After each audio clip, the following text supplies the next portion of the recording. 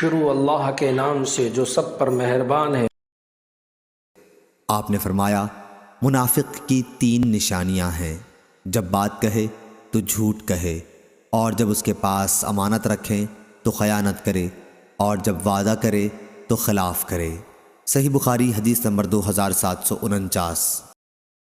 حضرت صلی اللہ علیہ وسلم سے سنا، آپ فرماتے تھے تم میں سے ہر کوئی نگہبان ہے اور اپنی رعیت کے بارے میں پوچھا جائے گا، حاکم بھی نگہبان ہے اور اپنی رعیت کے بارے میں پوچھا جائے گا، اور مرد اپنے گھر والوں کا نگہبان ہے اور اپنی رعیت کے بارے میں پوچھا جائے گا، اور عورت اپنے خاوند کے گھر کی نگہبان ہے، اپنی رعیت کے بارے میں پوچھی جائے گی، اور غلام اپنے صاحب کے مال کا نگہبان ہے اور اپنی رعیت کے بارے میں پوچھا جائے گا۔